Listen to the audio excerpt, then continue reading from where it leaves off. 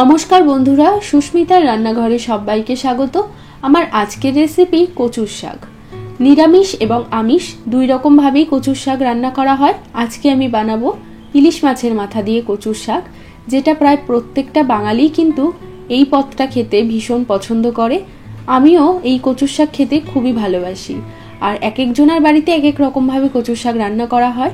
আমি যেইভাবে কচুর শাক রান্না করি সেটাই আজকে তোমাদেরকে বানিয়ে দেখাবো। আশা করব এই ভিডিওটা ভালো লাগবে।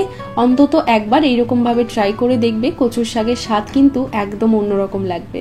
তাহলে চলো আর কথা না বাড়িয়ে আজকে এই কচুর শাকের রেসিপিটা দেখে নেওয়া যাক। তো এখানে আমি নিয়ে নিয়েছি ইলিশ মাছের মাথা এবং লেজা। আমার কাছে লেজটা ছিল বলে আমি তাই নিয়ে নিয়েছি।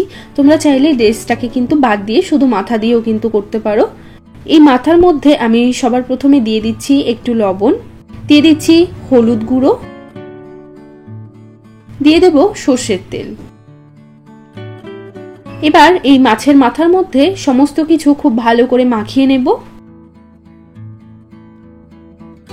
তো এখানে আমার ইলিশ মাছের মাথাগুলো মাখানো হয়ে গেছে, এটাকে আমি সাইডে সরিয়ে রাখছি। তো এখানে আমি নিয়েছি কচুর শাক। এখানে এরকম সরু কচুটাই কিন্তু পাওয়া যায়, তো আমি এই জন্য এটাই নিয়ে নিয়েছি। আর এই কচুগুলোকে একটু লম্বা লম্বা করে কেটে নিয়েছি। কচুর শাকটাকে পরিষ্কার করে ধুয়ে রাখা আছে। সবার প্রথমে আমরা কচুর শাকটাকে একটু সেদ্ধ করব, তো আমি অল্প জল দিয়ে কচুর শাকটা সেদ্ধ করতে বসিয়ে দিয়েছি। এর মধ্যে আমি 1 চামচ মতো লবণ দিয়ে দিচ্ছি। মোটামুটি 6 থেকে 7 মিনিটের জন্য কচুর শাকটাকে একটু ভাপিয়ে নেব।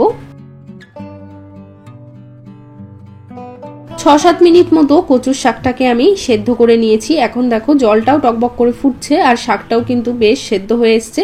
একদম যে নরম করে সেদ্ধ করতে হবে তা কিন্তু নয়, এরকম দেখলেই বুঝতে পারবে যে কচুর শাকটা কিন্তু জলের মধ্যে পুরো ডুবে যাচ্ছে এবং সেদ্ধ হয়ে গেছে।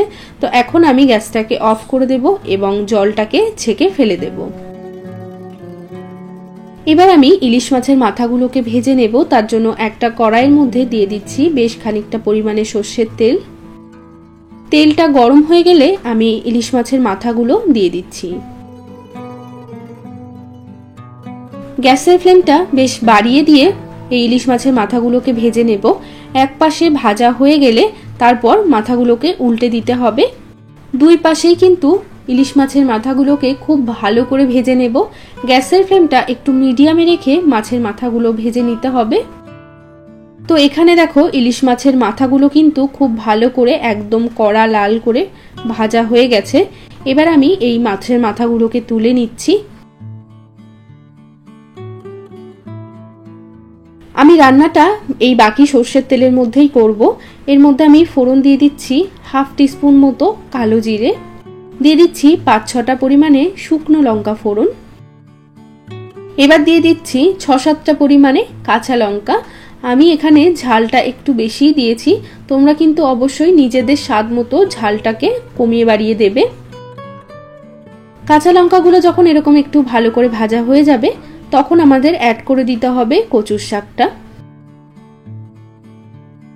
তো কচুর শাকটা দেওয়ার পরে একটুখানি ভালো করে নাড়াচাড়া করে নেব।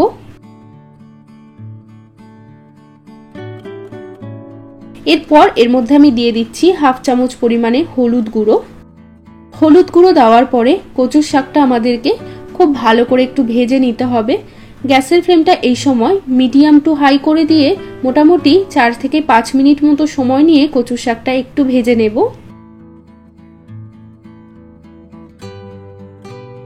তো 4-5 মিনিট মতো কচুর শাকটাকে আমি এখানে ভেজে নিয়েছি।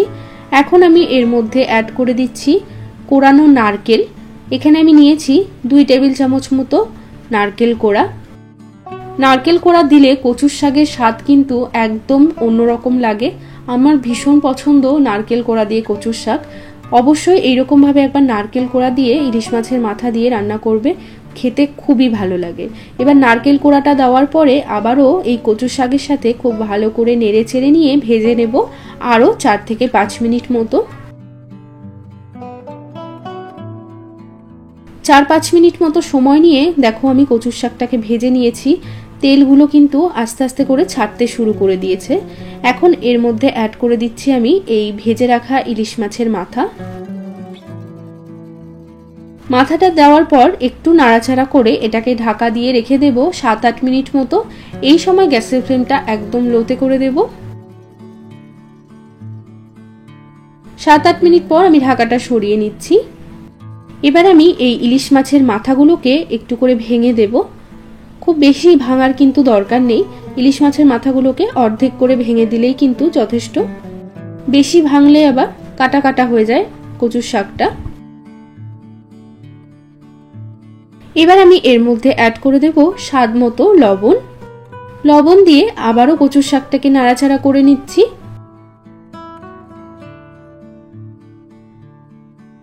তিন 4 মিনিট মতো কচুর শাকটাকে আমি আবারও ভালো করে ভেজে নিয়েছি। তেলটা কিন্তু এখন দেখো চারিপাশ থেকে ছাড়তে শুরু করেছে। আমাদের কিন্তু কচুর শাক এখানে প্রায় রেডি হয়ে গেছে। এখন আমি এর মধ্যে দিয়ে দিচ্ছি 1 চামচ পরিমাণে চিনি। অবশ্যই করে কচুর শাকে একটু চিনি দেবে, তাহলে কিন্তু স্বাদটা খুবই ভালো আসে। কচুর শাকের মধ্যে চিনিটা অ্যাড করে দিয়েছি। এরপরে আমি খুব ভালো করে চিনিটাকে মিশিয়ে নিচ্ছি।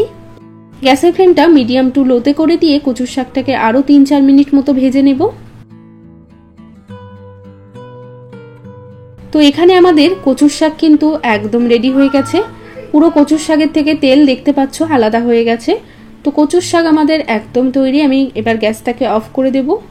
তো তৈরি হয়ে গেল ইলিশ মাছের মাথা দিয়ে কচুর শাক। এইরকম ভাবে একবার মাছের মাথা দিয়ে কচুর শাক বানিয়ে দেখবে, খেতে কিন্তু দুর্দান্ত স্বাদ হয়। গরম ভাতের সাথে এই পদের কোনো তুলনাই হয় না। রেসিপিটা আশা করব তোমাদের ভালো লেগেছে। অবশ্যই তোমরা বাড়িতে রান্নাটা করবে, আর করলে আমাকে একটা কমেন্ট করে জানাবে তোমাদের কেমন লাগলো। আর আজকের ভিডিওটা ভালো লেগে থাকলে একটা লাইক করতে ভুলো না। সবাই ভালো থাকবে, সুস্থ থাকবে। আবারও চলে আসবো অন্য কোনো রেসিপির সাথে।